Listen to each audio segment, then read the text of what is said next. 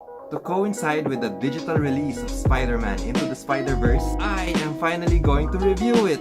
Here are 42 things I loved about the movie, and one thing I hate about it. Let's go!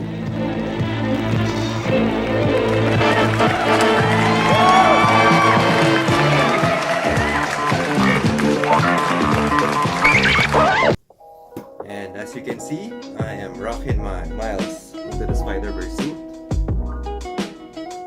This is my second Miles suit from Kino. The one was from the comics. Even this jacket and hood was from them. Check it out. Check out that detail. Remember, for great cosplays, it must be Kino made. Obviously, full spoiler alert for the rest of this video. Number 1, it's a Spider-Verse movie! Finally! Finally, a movie about multiple Spider-Men and women, which has consumed my life for a while now. See? See? See? My main cosplay group has a movie. Number 2. This is a movie about Spider-Man. Yes, this is a movie about Spider-Man, the Spider-Man phenomenon, the Spider-Man idea, the Spider-Man legend. Well, it's actually about Miles. It's also about Peter, but not so much. But the idea of Spider-Man, what it represents, the kind of superhero Spider-Man is, that kind of thing. This opening, where all of the logos are coming in slowly, and then each of them are glitching. But back then, we don't know what's happening with these logos. Why are they changing colors and shapes and everything? But it gets you somehow pumped up, and it might be because of the sound. It's a machine revving up, and we find out later that it's the collider. That's the sound of the collider itself, and it kind of gets you pumped up. Oh, we're in for some ride here. So I love this opening. I love what they did. And some of the glitches of the logos, like the Columbia Pictures logos and everything, some of them are funny, some of them are cute, some of them are very artistic, and I love it. Number 4. An accurate cinematic Spidey. Finally, an accurate cinematic Spidey. It's here that he's closest to the comics. We all know how the films took liberties with the lore. I'm looking at you, Spider-Man Homecoming. So an accurate cinematic Spidey is a welcome change. Number 5, the death of Spider-Man. The way they portrayed Spider-Man's death in this movie, oh my god. And how coincidentally, it's the scene where Stan appears. I was in tears when this scene came in. That art style, everybody's gonna ape this art style for decades, I swear. And all the other art styles, manga, anime, comics, the Robbie Rodriguez and Rico Renzi style of Spider-Gwen, and even a Sin City looking style, the Looney Tunes style. Of course, they feature the 60s Spider-Man art style, and they use glitch art. This is not just an ordinary animated movie.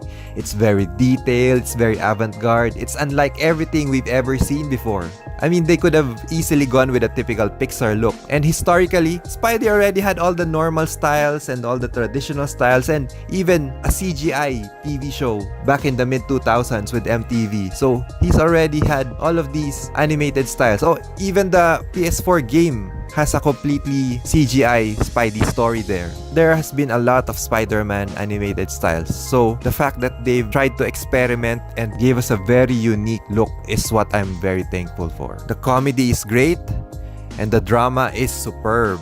That spider bite, all of that build up, and then Miles just swats it away. It's so funny.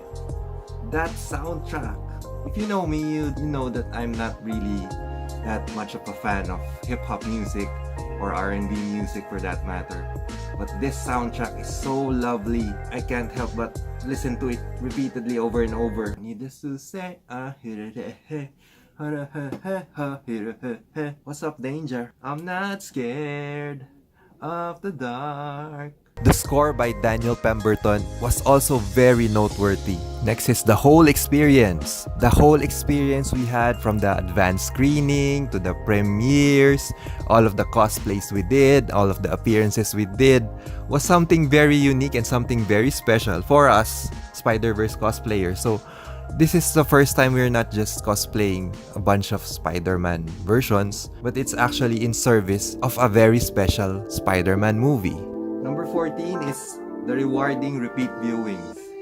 I normally watch superhero movies repeatedly. All of the Spider-Man movies. Of course, I saw them probably a couple of times. But this one, I can't help but watch it again and again and again. And that's just in the cinema. Now that there's a digital copy, I would watch it every hour of the day. And it's very rewarding to find something new every time I watch it. There's some new tiny detail that I find again. So it's very conducive to repeat viewings, and that's one of the things I love about it.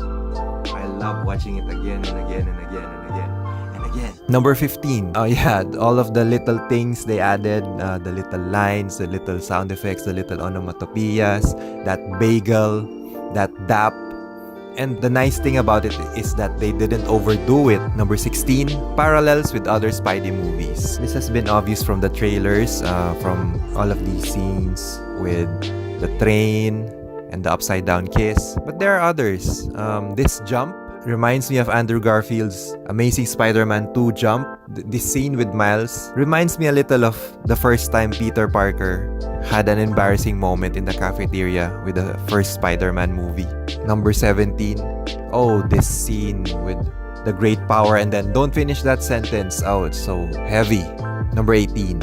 Oh, I love Peter being selfish and being depressed. It was so funny and yet so real.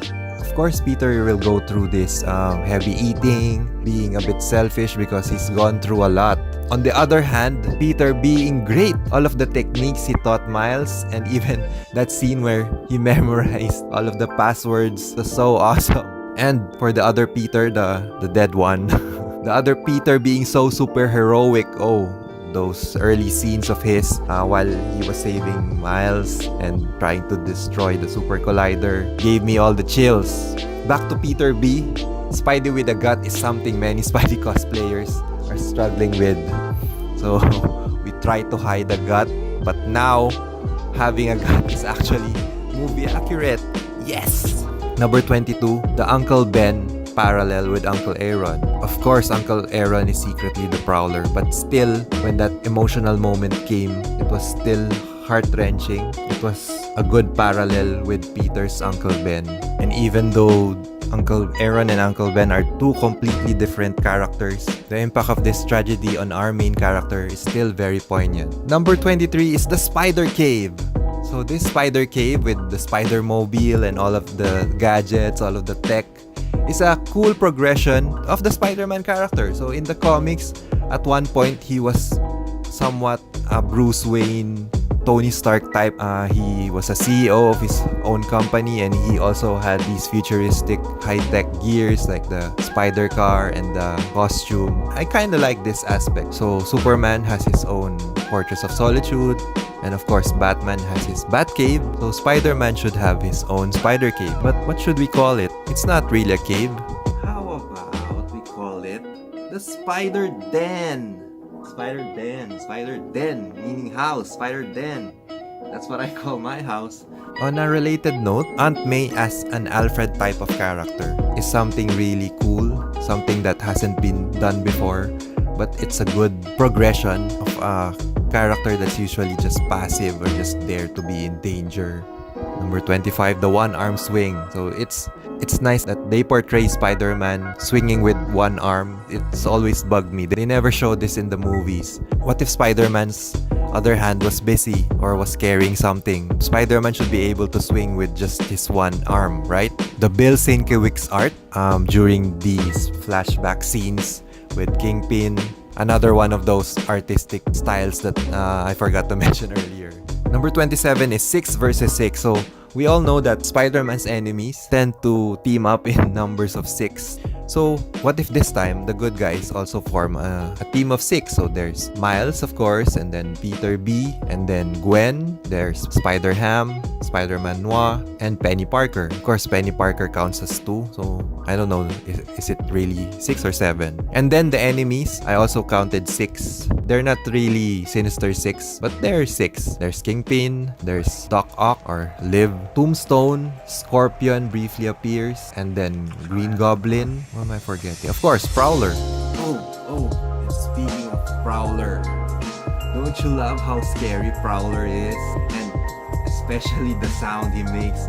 I don't know if it's actually coming from him or it's just a soundtrack, but that brrrr sound, brrrr, it's so scary and I love it. I don't know if anybody noticed this, but the design of the collider actually parallels how the radioactive spider came to be in the old comics. It looks like this energy coming from 2 sides of a machine. So the collider parallels the look of the machine that gave us the radioactive spider, right? Is it just me? Number 30, the new spider sense. So originally, the spider sense is just there to warn Peter or other spider characters, warn them of danger. But here, it's still a danger warning sense, but it's also a device to show us that they're sensing each other. So when the blonde Peter Parker saved Miles, he noticed that, hey, you're a spider too. And then when the other spiders came together in the SpiderDan, their spider senses also went up. I love Gwen's gracefulness. I loved how they portrayed Gwen's movements as if she's a real ballerina. So it's cool that she's a band member, she's a dancer, and a spider. Who else does that? I like how they say I love you a lot. In the early scenes, this was in this scene, and Spider-Man Noir also says I love you. And then the ending with Miles and his dad. Number 33. Number 33 is Miles changing his voice. I know this is just for comedic effect, but really, this is not portrayed in other movies. Spider-Man should change his voice every time he's wearing the mask. And the only Spider-Man media I know that does this was the 60s cartoon. When he puts on the costume, his voice suddenly becomes a bit lower and a bit more superheroic. This is a job for Spider-Man or something like that. Liev Schreiber, the voice of Kingpin, is also Sabretooth, and I find it awesome. And actually, the casting of the voice in general for this entire movie is excellent. I love their use of the curvy dots as how it's intended to be, a portrayal of an energy crackle that's otherworldly and very Marvel Comics-like. Number 36, falling and rising, because why do we fall? So that we can learn to pick ourselves up. Great movies always does this, opening and closing something. So it was Uncle Aaron who taught Miles the hey, and then he uses it on Gwen, and then finally Miles using it against Kingpin in the end. The leap of faith thing, where Peter B tells Miles that it's just a leap of faith, and then closing it with this scene where it's Miles telling Peter B that yes, it's a leap of faith. Number 38 is this beautiful closing credits. It features different kinds of Spider-Man. It's so colorful.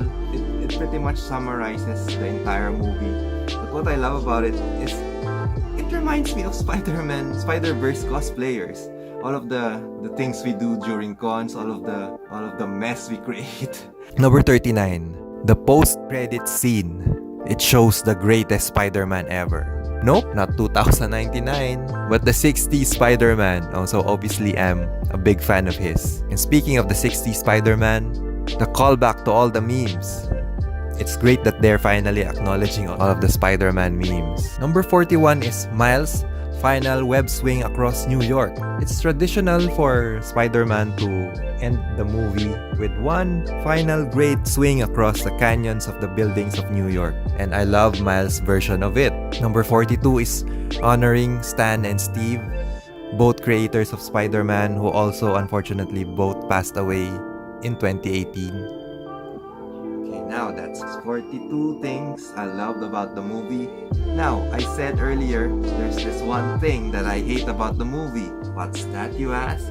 Move forward to the closing credits at the mark 1:54:11. You see this missing hyphen.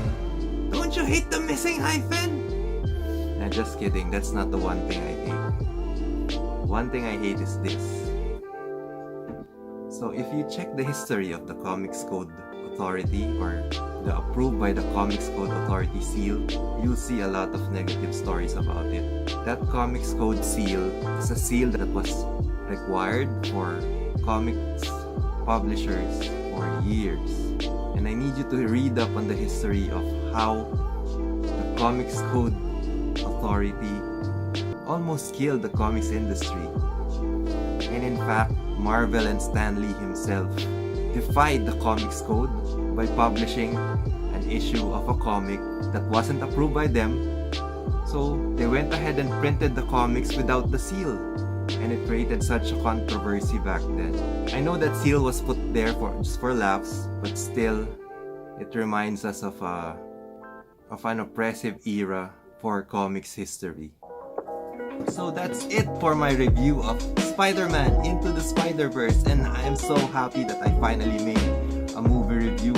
I've never done one before, and I'm glad that this movie became the first thing I reviewed ever. Please hit like if you like this video, do subscribe to my channel, and if you want to get more notifications on more of my videos, hit subscribe and then click on the bell so you won't miss a thing. Hanggang sa muli!